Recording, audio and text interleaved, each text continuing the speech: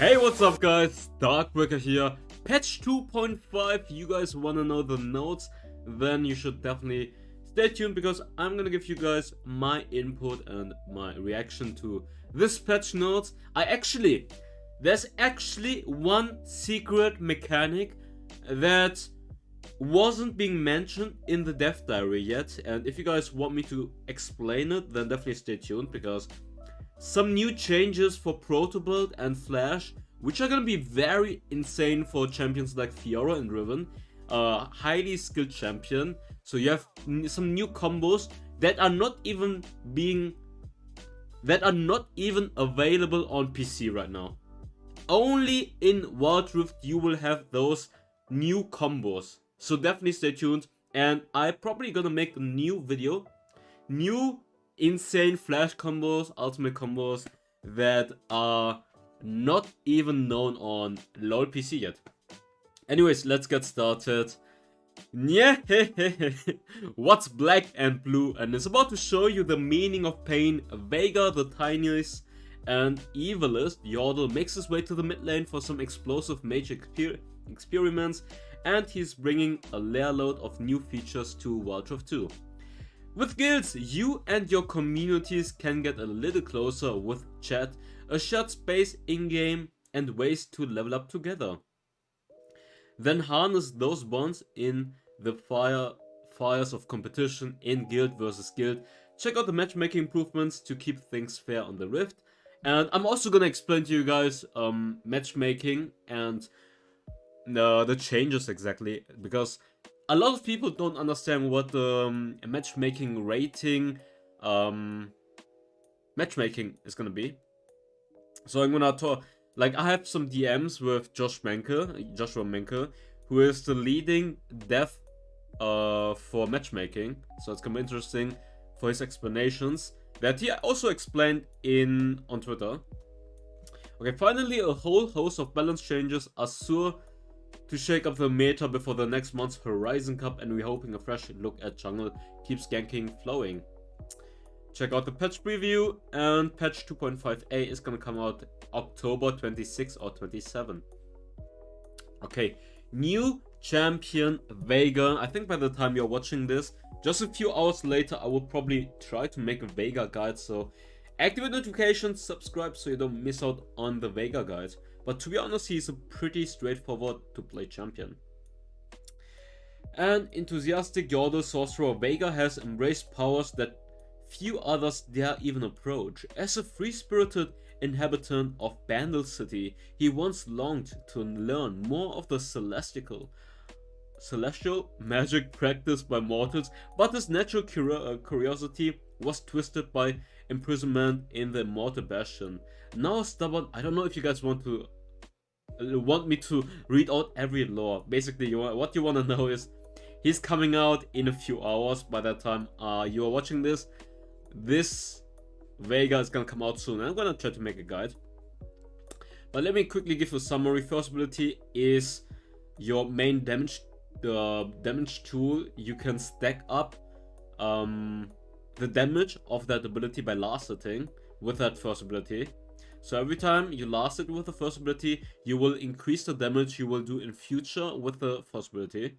Second ability is a comet that does a lot of damage. Third ability is the cage that can stun people that run against the cage. And the ultimate is a huge burst, like he's shooting his comet or his spell or whatever you want to call it. And the lower the opponent is, the more damage you're gonna do. Anyways, new features. Guilds, a long-awaited social feature. Guilds are here. Guilds are in-game communities where you can connect to like-minded players, share news, chat, and more. I think this was one of the features I really wanted them to add, like just from a social standpoint. So creating a guild, guilds are available from account level 9. Creating a guild costs 200 wild cores or 400 poro coins, so this is even for free to play. You can make it pretty easily. We are adding a small cost here because we want to encourage players to create and join guilds for the long term. Use the guild finder to search for guild based on shared interests, skill level or language. Being part of a guild. In the guild chat to your whole guild. in the guild feed, react to posts with emotes, post an invite to your guild to fill pre-made lobbies, moderate guilds, and nominate officers to help keep the peace. Okay, personalization. As a guild leader, select the name, icon, tag, labels, and description to show off what your guild is all about. When part of a guild, you will obtain a guild plate. Your guild's name and icon appears in several places in Wild Rift, including your profile banner, lobby, leaderboard, and more. Leveling and rewards. Playing with your guild awards guild points, leveling up the entire guild with more customization options and increased member cap and more benefits. Playing with guildmates awards the Paro Blessing, okay. A small bonus to blue modes and account XP, ooh, okay. The more guildmates you play with, the higher the bonus, okay. So they say if you play duo or trio queue, you will get more boni, so that's not bad. Okay, this is gonna be, I think this is gonna be exciting. Guild versus guild, depending on how they're gonna make it. New mode, the fun doesn't stop here. Harness those bonds and stoke the fires of competition in a new seasonal matchup series, Guild vs Guild. GVG. GVG Basics, a weekly competition between two guilds selected to go head to head. Earn supplies for your guild by completing community missions, some attainable solo. Many missions will require you to team up with your guild mates. I see some solo queue players are like, but I don't have friends. I mean, it's very easy for you guys to, you join a Discord, you join via the public search to find a guild, and then you can just talk with them. It's not that hard to socialize with people. Like, I see some people on Reddit, like, they're crying, but I'm a solo player, this doesn't benefit me at all. Like, honestly, I've played so many other games where I didn't know one single person, and it's very easy to join any other community or any other guild or clan or whatever, and just talk with them, play with them. It's very easy to do. I feel like some people act like, I'm so edgy, I'm antisocial. It's not that hard to... There are so many different ways to find people to play with. Even after a game, you just play with someone. Okay, he played really well, you add them, and then you talk with them. Hey, bro, you played really well, let's play together. They're like, okay, sure, buddy, let's do a queue.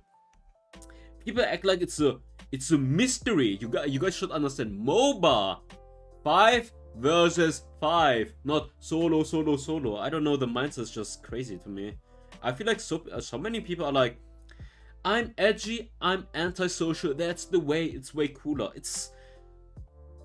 It's more fun if you play with other people, it's more fun if you befriend people, it's more fun if you play with your guildmates.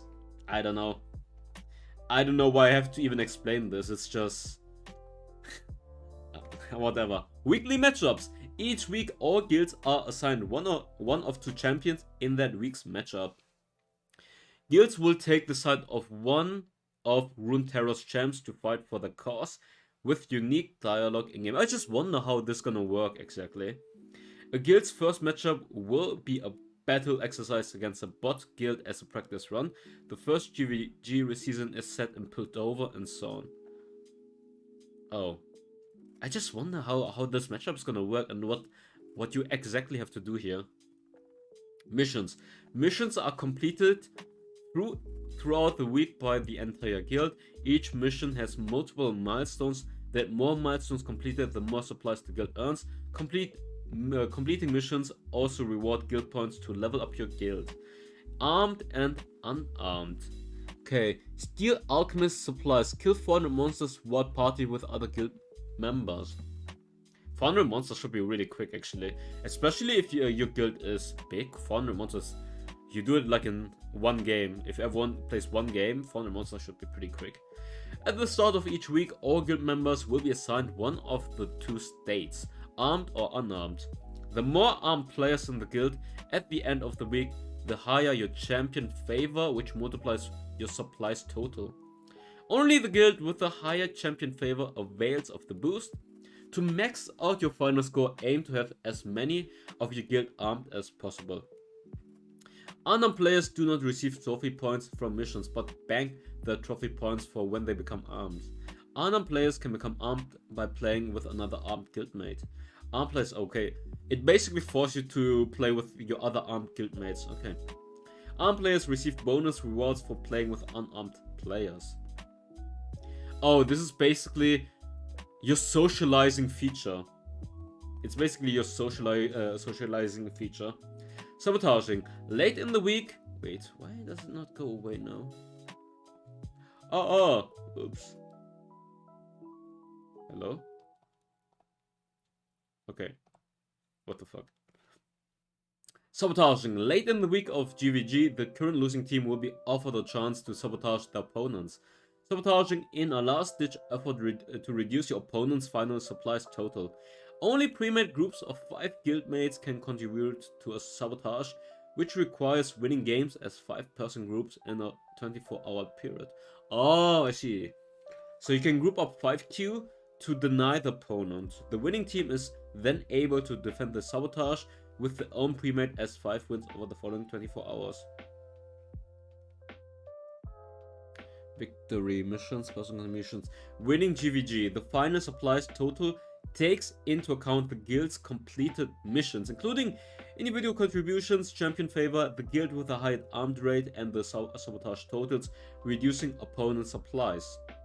The guild with the highest total supplies wins that week of GVG. By participating, winning, and completing objectives, earn unique rewards. Unique rewards, okay, exclusive to guilds. Hello? Okay. Trophy points are awarded to level up seasonal GVG progress. Earning supplies and or winning in guild versus guild improves the guild's rank on the leaderboards and upgrade the guild plate. And the guild plate is being shown in your profile, so that's a bonus, I guess. Matchmaking. Okay, guys. Let me find out some stuff. Let me quickly open some explanations from him so you guys can understand. Wait, let me see where Josh Menke answered. Okay. Let me read this out first and then I'm gonna give you some explanations from the dev so you guys can understand the matchmaking. To address some key matchmaking issues, several upgrades will roll out over the coming weeks of patch 2.5. So even though 2.5 is including this one, they're gonna add even more features and improvements during 2.5a, B, C, and even for 2.6 they will improve the matchmaking on top of that. So first of all, a new matchmaking algorithm which causes the system to focus more on matchmaking rating. So that's basically elo system instead of a rank system that they're using right now. This change will make matches much fairer overall, but you may see wider rank discrepancies in game. So for example, you will play against someone with a good win rate. Like for example, you're Emerald. You might match up with someone who's a Gold Smurf. Or you might match up with someone who's Diamond but has a bad win rate or bad MMR. And then you can see the discrepancy between those ranks. But the elo is the same. And the elo is the true ranking which you are right now. And not inflated by LP or win streak, for example. So you can have a win streak, get to a higher rank, but your MMR doesn't necessarily correlate to the current rank you're in, because you just had a win streak, and then when you have a lose streak, you're gonna be back to your true elo. Okay, to address the rank discrepancies above, we have added a rank competence tag. So when you see Smurfs, basically you will tell, okay, they are a Smurf in Emerald, playing in a Grandmaster game with high MMR. Which makes sense, for example, for my main account. That is Emerald right now, but I'm matching against challengers because the account is very high in terms of MMR, since I was consistently challenger in top 20 on that account for 2 seasons. So the MMR is very high, but I didn't find any games. So when I'm finding games, I'm immediately into, or I'm getting matched into lobby with Grandmasters challengers. So I'm gonna get the rank competence tag for my main account then, and I'm supposed to get more LP or better MMR gains to compensate for that. And so Smurfs will grind quicker now, because they will get more MMR quicker according to their true MMR or more LP. So they will get matched way more often immediately into high lobby. So it's good for low elo players that the Smurfs will automatically be matched into high elo lobbies. We're introducing a backend system that adjusts the way we create matches in real time. It's a bit complex, so bear with us. In patch 2.4 and before, the matchmakers only let players match if their MMR and rank were within a certain distance of each other. So it was more based on ranking than matchmaking rating actually. That distance started small and then grew a set amount every second, which happened over a 2-minute period. After that, the allowed rank and MMR gap had fully expanded, and the system stayed in this expanded state for the next 80 minutes for a total of 20 possible searching minutes. At that point, the search timed out and needed to be restarted. Note, this meant it was always faster to keep waiting than it was to restarting. Yeah, I don't know, the misconception of restarting, so many people are like, yeah, if you restart, you're gonna find quicker. It's not true. Because every time you restarted your search, you had to re-expand for 2 minutes. In patch 2.5, the matchmaker starts out with the expansion set to be as big or as small as needed, using a real-time data on the players in the matchmaking pool. This new system aims to guarantee every player finds a match within a reasonable amount of time and well within 20-minute timeout period. We are hoping to get it closer to 3 to 5 minutes at maximum, so in the upcoming sub-patches and at 2.6 maybe. Overall, this means you will find fairer matches at a faster rate.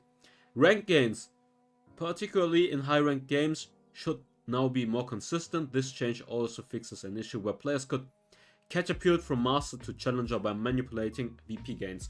So the master plus 20 abuse is gone now. So let me see some explanations.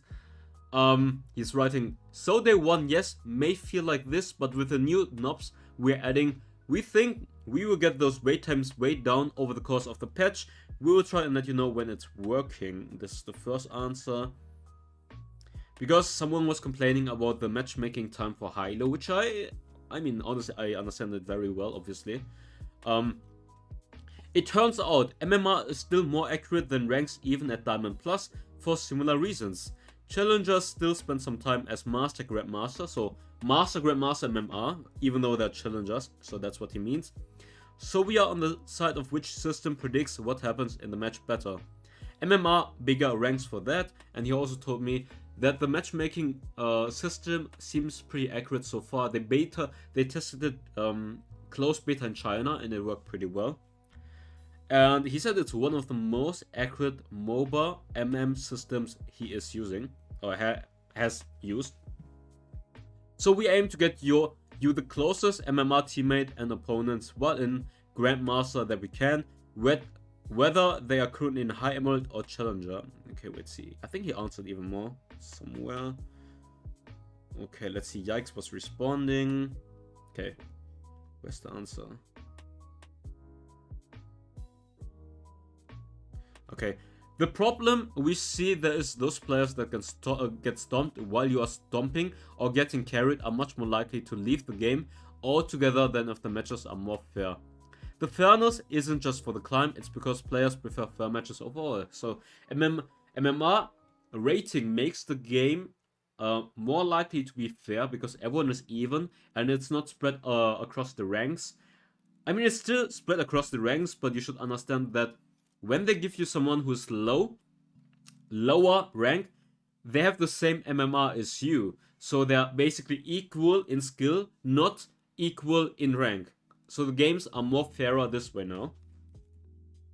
If it's wait time at the top you are worried about, no changes in 2.5 will make them longer. They will start around the same and then we will be turning over the months of 2.5 to get them way down. So we will get it to the point where you always find a timely match. We are hoping to get that down to under 5 minutes. Okay, there's the explanation from the leading dev in terms of matchmaking. Wildpass is just UI improvement for the Wildpass, nothing special.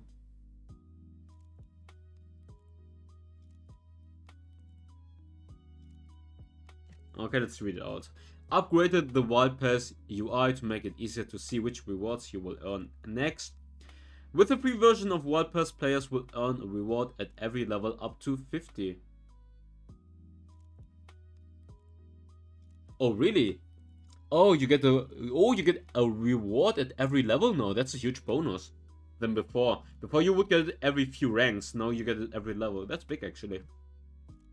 Purchasing a basic or elite pass gives you access to seasonal missions to help power up your progress and more content beyond level 50. These seasonal missions were previously only accessible to elite pass players, so elite pass players will now gain the Wildpass boost, which grants more XP for each mission and sets you on the fast track to maxing out your rewards. Added profile borders as a brand new reward type. Okay. Earn Hexplorer Tristana to reaching level 50 on the premium or elite pass.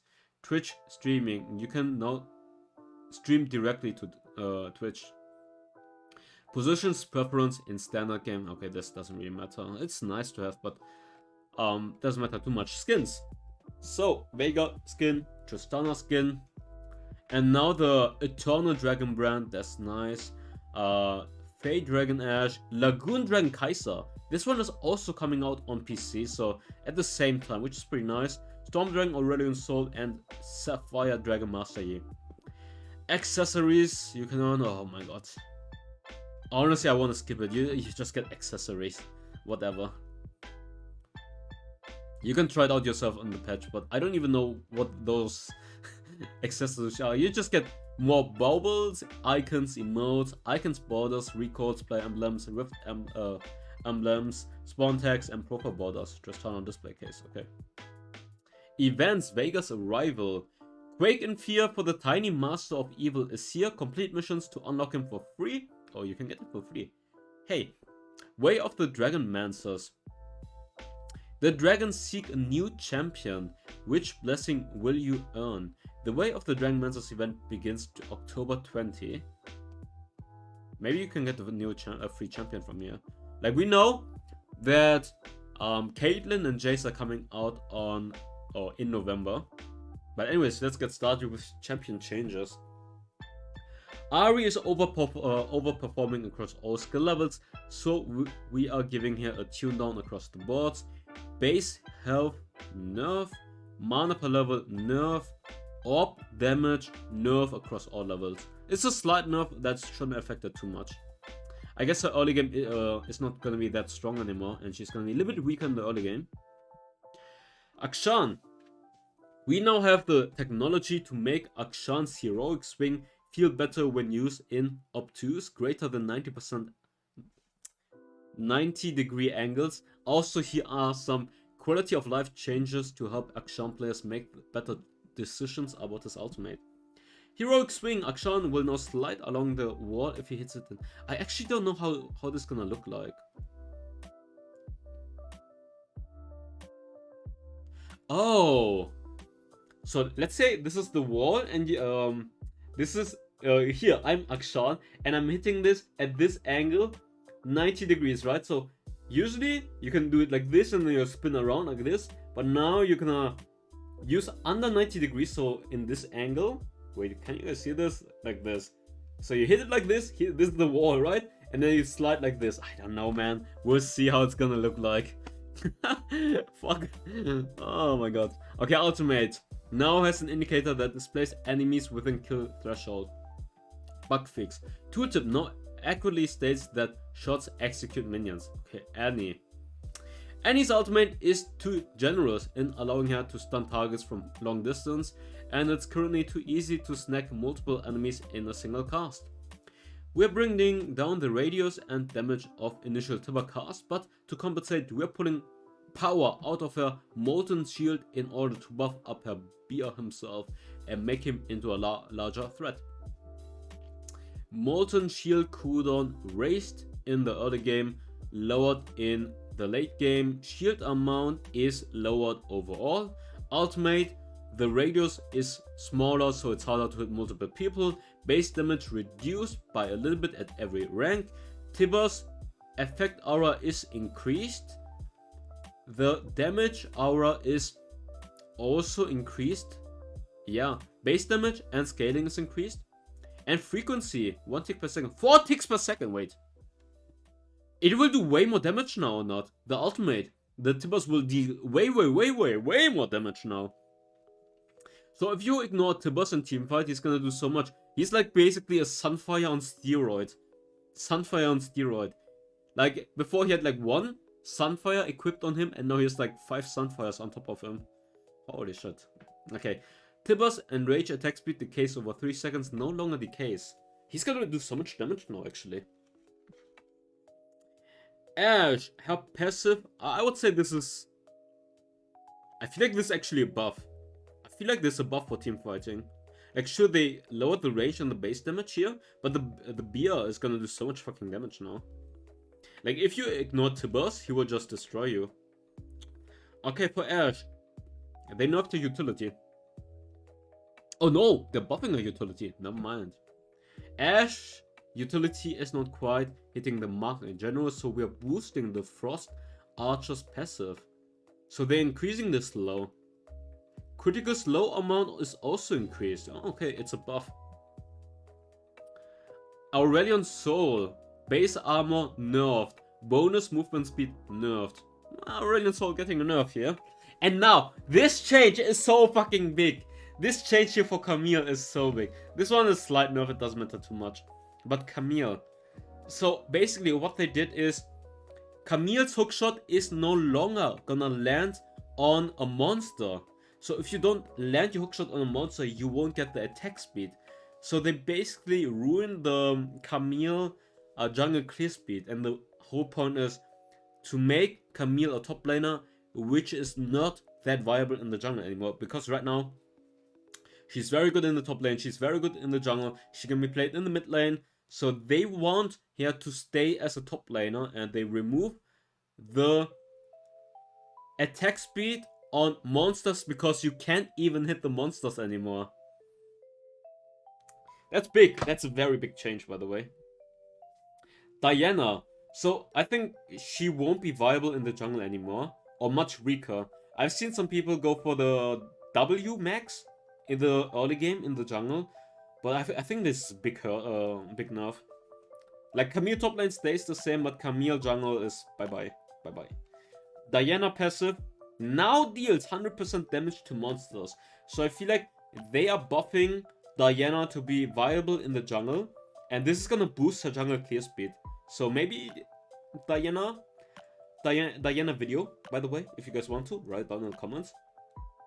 I feel like Annie is gonna be cool as well. Any video, write it down in the comments. And otherwise, the others are slight nerfs or slight buffs. Fizz. Players have given us feedback about Fizz Ultimate Fish not matching its hitbox. We agree. We are fixing it to better match its visual so it's easier to position around. Hitbox adjusted to better match visual. Slide of life change for Fizz, or yeah, quality of life change for Fizz. Galio's tanky support build is performing a little too well in our skill levels for Galio, which makes him an overly flexible pick both in the mid lane and support. So they're reducing the base damage. Oh, yeah, they're reducing the damage of the shield. Okay, Gregors. Gregors is also getting a nerf on the ultimate. The cooldown is getting increased in the early game and the base damage is getting lowered because Gregors is being played a lot as a support, and they want Gregors to not being so multi-position flex and competitive. Okay. Slight nerf. I think it won't matter too much. Because the main thing is his third ability, but the cooldown is gonna be nice, obviously. The main thing about tank Gregors is the third ability. Jarvan. Jarvan's flag and drag combo feels a little clunky, so it's getting smoothed out. New. Sped up dash startup time when using Dragon Strike to dash up to the Martian standards. Okay. Slight buff for Jarvan. Or basically it's just gonna be a little bit smoother. Jhin. Root duration increased. Oh, it's bad. It's not enough. Jhin is still not that good. Cannon. Base attack damage. Oh, this might actually be a lot in the early game to harass people. Bonus movement speed 10%. I mean, it's a slight buff for him. I feel like the early game might be way better with the AD buff on the base attacks. But will it improve Caitlyn a lot? I don't think so. A slight buff. Okay, this change is pretty interesting. Lee Sin is a popular and powerful jungler that has been particularly dominant in high-level play. In order to reduce how quickly he can burst on targets, we are softly reworking Iron Will so that it persists across 2 attacks but deals less damage with each hit. So usually, with the second ability, your next auto attack is going to be enhanced and do 50 damage plus 80% AP magic damage and gain 35 physical vamp and magic vamp. But instead of it being on your next auto attack, it's being spread across 2 auto attacks. So your burst damage on Lee Sin is gonna get nerfed. Empowers next 2 attacks to deal 26 and it's slightly more, but spread across 2 then. Lifesteal is a little bit lower in the early game now, same in the late game. But yeah, I would say it's a nerf. It is a nerf. Is it a significant nerf? Not really. So your burst damage is lowered, but overall, you will still deal total the same amount of damage and same amount of lifesteal. It's just a nerf to the burst damage of Lee Sin. Lux, AP ratio on the ultimate getting a decent buff, 10%. Nunu is getting a nerf. Base armor reduced by 0.4 per level. True damage to monsters and minions is getting nerfed in the late game. Base healing is getting nerfed in the late game. And heal bonus HP ratio is getting nerfed by 1%. Overall, I would say it's a slight nerf and it shouldn't hurt Nunu too much. Pantheon. Ultimate cooldown is getting lowered. And I think that's pretty nice for Pantheon. But overall, it's just a slight buff. Riven is getting nerfed.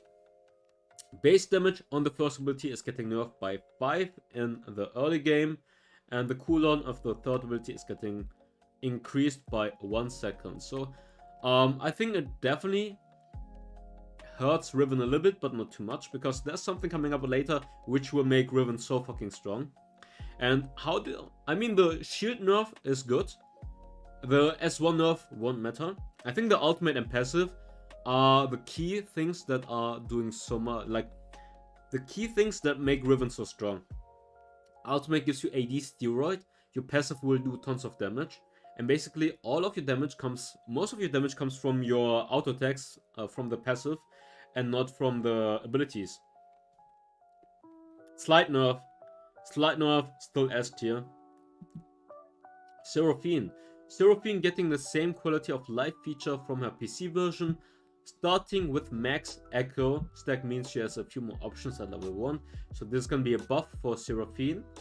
And honestly, I don't really play Seraphine, so I have no idea. Shyvana is getting a buff. She will do more damage to dragons right now by 5%. It doesn't matter. And her damage is getting increased by 5. 5. Yeah, 5 at every rank. It's a slight buff that shouldn't matter too much, honestly. Soraka's root duration is getting increased, so that's a slight buff for Soraka. Shouldn't matter too much. Tristana is getting buffed. The cooldown on the first ability is getting reduced, and the cooldown of the ultimate is also getting reduced. It's okay. It's okay, but it doesn't really matter. It's not gonna boost her suddenly to S tier or something. Now this, trust me, this one's gonna be very big. The Tryndamere changes are fucking huge, okay? Consistently across all skill levels, but particularly in higher skill games, Tryndamere has struggled as a laner, but performed quite well as a jungler. This patch, we are taking a larger swing at balancing out his positions by giving him a new mechanic he can take advantage of in lane more so than in the jungle. As a result, we also needed to rebalance some of his stats and abilities to make sure Jungle Trynd was not overly buffed. This is a pretty large change, so we will be keeping an eye on how he performs. Raw! Exclamation mark. Base attack damage reduced, but AD per level increase. So, this is gonna hurt the jungle Tryndamere because they reduce the attack speed and the base AD damage. It's gonna hurt the Tryndamere jungle clear speed.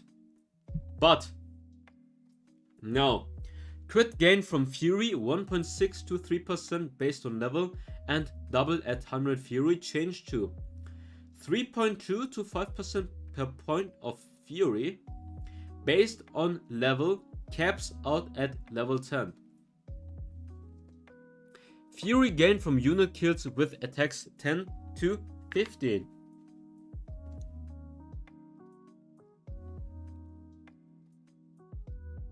Oh, at max level you would get 3% of crit per Fury, but now you get 5%, and it's already capped at level 10. That's a huge buff. Oh, it's doubled at 100. Wait a second.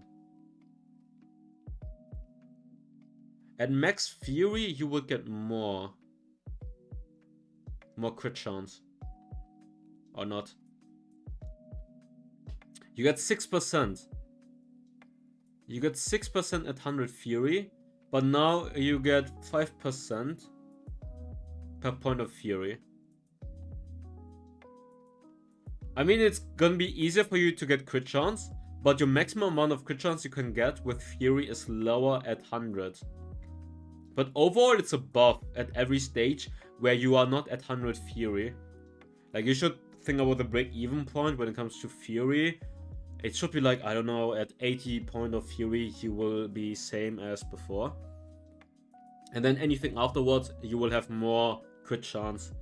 So at 100 Fury, it's gonna be a nerf for Tryndamere, but anything below that, you should have, like, anything below 80 Fury, it's a buff, because you get easier the 5% crit chance per Fury point. So yeah, you will easily get the 100% crit very quickly.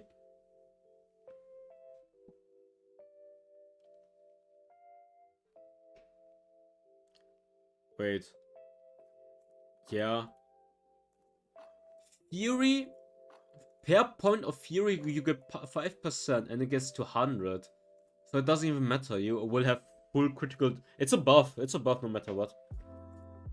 New. Attacking a champion grants 50 to 75% of attack speed, and with each level on your ultimate you can increase the attack speed you're gonna get on this passive. Scaling with ultimate rank. Attack speed for 5 seconds whenever you attack a champion, and the cooldown is 6 seconds. So yeah, it's a huge buff. You use one auto attack and you get 50% attack speed at level 1 for 5 seconds. This is such a huge buff. Even though they nerfed the base attack damage, you get 1 per level. So at level 9 you have more AD than you have before. 8. Yeah, at level 9 you have more AD than before. So anything above level 9, or yeah, anything starting level 9, you will have more AD than what you had previously. It's a nerf for the early game, but you compensate with the attack speed you're gonna get. And at anything above level 9, it's a buff compared to before. Heal amount per point of Fury increased from 0.5 to 0.7, so 0.2 increase. So more healing on the first ability. The slow is getting reduced by 10%. And that's it. I already explained the ultimate thing. Every point in ultimate is gonna increase the attack speed you're gonna get from the passive. If you guys want to see a Tryndamere new video, write down below in the comments. Probably by the time you're watching on the next day or 2 days after, I'm gonna have this video out as well for Tryndamere. Wukong. Passive. Stacks on enemy champions or large monsters. Stacks on enemy champions or epic. Wait. Wukong is clearing the jungle too quickly, so we are removing his ability to amplify his damage against large monsters for his clear. Wait, they're nerfing him. It's a nerf! Whoa, large monsters. It's a nerf for Wukong's jungle clear. I don't know why. I think he was fine.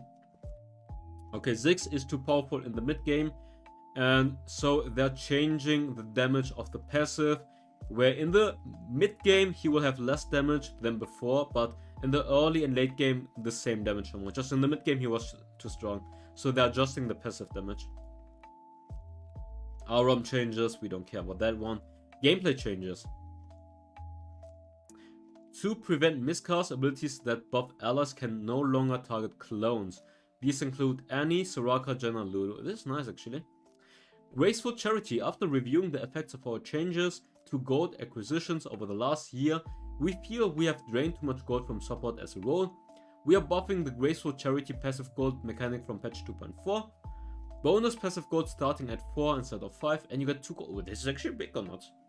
There's a lot of passive gold for supports. Okay, guys, this change next is huge, okay? It's huge. Listen carefully, listen carefully. We are making Flash interact more consistently with non-ultimate skillshot dash abilities. Dashes that don't home in on our target in patch 2.5. Flash will cancel many dash abilities but still activate or bring the effects to the Flash location. Flashing during Riven's third cast of Broken Wings will apply the knock-up now.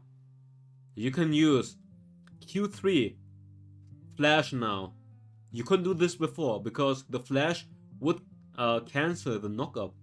But now you can ultimate dash Q3 or S1, the knock-up. You guys will understand the knock-up into Flash.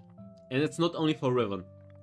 Some dash abilities do not allow Flash to be cast in the middle of the animation, and these will remain unchanged. This change will likely give more options to skilled players on champions like Riven, Renekton, Fiora, etc. Flashing during a skillshot dash completely cancels the ability and its effects change to flashing during a skillshot dash applies the dash damage or effects at the Flash location. What does it mean? Fiora dash Flash, gonna work now. Riven dash Flash, gonna work now. What else? I think Rengar dash Flash. I mean, it worked. The bowler worked before, anyways. Wait, let me.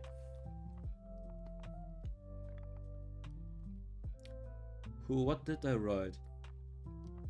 Diana should be easier as well. Diana Q Flash should be easier. Lee Sin Q Flash is gonna work as well now. And then for other champions, no idea yet. For other champions, no idea. I need to think. I'm gonna make a video about this new mechanic, and if you guys want to see it, write it down below in the comments. And I'm gonna make a separate video for each of those champions as well. For Fiora and Riven, the new pro combos that are not even available on the PC version. Okay, items. Actually, I'm gonna go to protobelt first, because it's the same like Flash. So, the same mechanic that applies to Flash also applies to protobelt now. So you can use first ability of Fiora into protobelt, first ability of Riven into protobelt, Gregor's dash into protobelt, etc, etc, etc. So this is gonna be a very big buff for fancy skilled players, like they wanna call it. So it's gonna be interesting. If you guys wanna see all those new pro combos, write it down below in the comments. Okay, items. Tier 3 items. We are removing the ability for players to purchase multiple copies of the same tier 3 item. To be clear, this is not a common way for most players to play the game. But it can be a trap that new players can fall into, since item passive with same name do not stack. Additionally, if an optimal build involves buying multiple copies of one item, it's probably not super healthy overall, so we're adding a restriction to keep things unique per build. So you cannot buy tier 3 items multiple times, no. Energized items. We are updating the energized items to better reward players for investing in it by allowing energized damage to stack. Curses, shards, Rapid Fire Cannon Storm Razor energized attack bonus magic damage now stacks with other energized item passives. Static Shift energized attacks bonus magic damage now stacks with other energized item passives. Clarified that Static Shift individual portion of an energized attacks bonus magic damage can critically strike. Okay.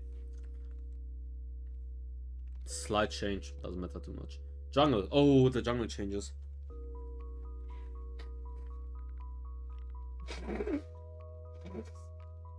Nice one. After observing the jungle position over the last year, we are making a decent amount of changes aimed at making jungle a bit less hectic to play and reduce the likelihood of unhealthy strategies like gold funneling. Overall, we expect the changes to be a small net nerf to jungle, as it's currently the highest impact position in Wild Rift. Smite. We've seen gold funneling creep up in terms of prevalence, and it's not super healthy strategy overall. We are making Smite a bit more powerful in the jungle and we can lane. New. Having Smite equipped grants 20% extra gold from monsters, minions gold XP penalty from 20% to 25%. Jungle monsters. In conjunction with Smite changes, we are tuning jungle monster gold to make sure jungles remain roughly equal in power to other positions. Respawn rates are also being tuned, as we thought that the camps themselves were respawning too quickly, leading to too many conflicted situations where jungler had to choose between power farming or ganking. Small large monster respawn time increased to 15 more seconds. Or increased by 15 more seconds. Bounties. From 100 gold, so they're reducing everything, but you have to remember plus 20% gold. For some monsters, it's a buff. For raptors, for example, it's just a 2 gold buff.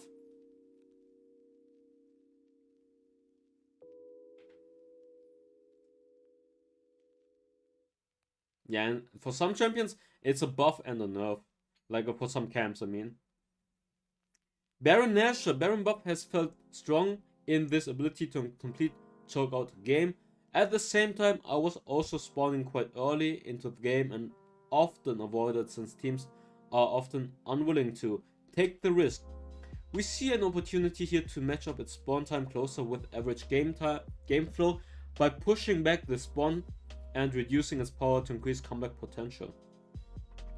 Spawn time now at 30 minutes instead of 10, and damage of the empowered minions decreased from 40 to 20. Rift Herald respawns now a second time at 9 minutes and despawns at 12 minutes. No, actually never mind. After 4 minutes. Oh, it spawns at 8 minutes, never mind. Spawns at 8 minutes, despawns at 12 minutes. Rift Herald's damage changed to structures 200% AD plus 20% HP to flat 1500 plus summoning. So I think this is a buff to the amount of damage it will do to the turret no matter what. That's just the charge limit. And now Rift Herald's self damage on charge from 100% AD plus 10% HP to 70% current HP. But if you burst him quickly enough, he will do less damage. 100% AD plus 10% HP.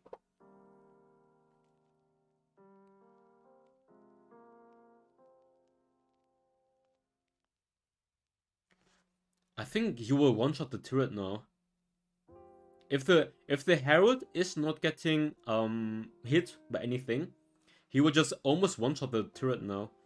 Let's say you are level 10 or something, so it's 2k plus 70% of the Herald HP.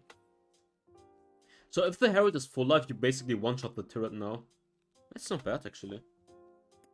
Communications and socials. Ping, chat and emotes now all share the same spawning cooldown. Spamming cooldown, dude. I feel like this is going on way too long already. Increase the activation area of the emote wheel.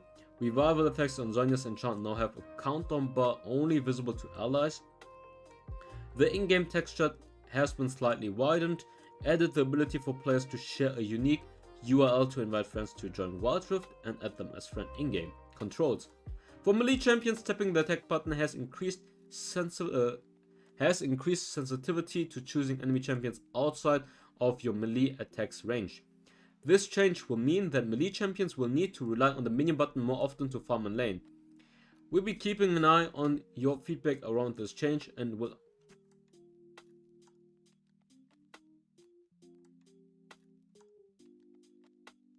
Oh, I don't know if that's good. For the wave management, I think that's not that good.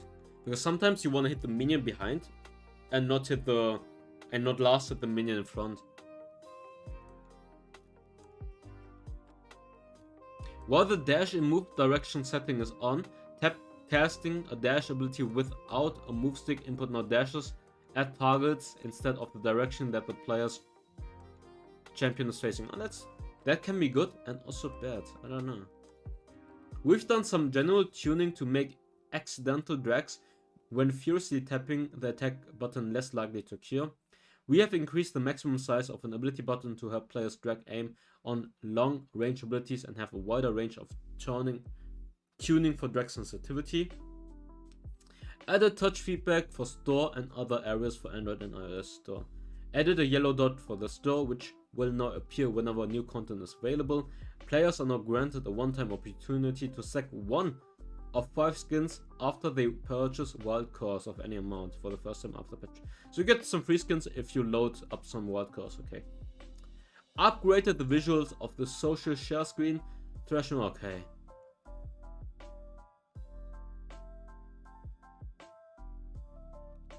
Okay, this doesn't matter anyways. Yeah. That's gonna be it for the patch. Hope you guys enjoyed it. The biggest changes are the jungle, then protobelt and flash mechanic, Tryndamere, huge change, Camille out of the jungle, Lee Sin, no, it doesn't matter too much, Annie might, Diana in the jungle might be viable, Camille out of the jungle, Annie, I think this might be a pretty big buff actually. And besides that, Veigar's coming this month, or coming pretty soon after this video. Then we have Jayce and Caitlyn, and besides that, guild versus guild. Yeah, I'm probably gonna create a guild for the Darkbreaker community and write the name for the guild maybe in the comments. Hope you guys enjoyed this patch reaction, patch review, and see you next time. Bye bye. Fire spreading all around my room. My world's so bright, it's hard to breathe, but that's alright. Hush.